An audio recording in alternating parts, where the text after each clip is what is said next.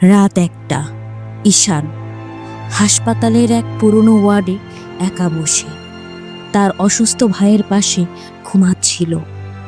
ওয়ার্ডের বাতিগুলো কাঁপাকাঁপি করছে, দূরের বেডগুলো খালি। হঠাৎ কানে ভেসে আসে ফিসফিস শব্দ।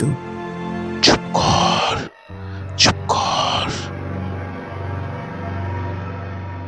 সে উঠে বসে, দেখে সবাই ঘুমাচ্ছে, শুধু শেষের বেডে কেউ বসে আছে, চাদরে ঢাকা, মাথা নিচু। ঈশান সাহস করে যায় শেষের বেডে। চাদর সরাতেই কেউ নেই, কিন্তু পেছন থেকে আবার সেই ফিসফিসে কণ্ঠ। করো, তুমি জাগালে ও জেগে যাবে। সে ঘুরে দেখে তার ভাই তার সামনে দাঁড়ানো।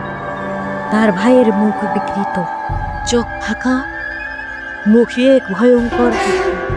ভাইয়ের মুখ থেকে সেই ভয়ঙ্কর কণ্ঠ বের হয়, তুই তো চুপ করলি না। যদি কেউ ফিসফিসিয়ে বলে চুপ কর, তখন কাকে চুপ করতে বলা হয়েছে? তোমাকে, নাকি যাকে তুমি দেখছো তাকে?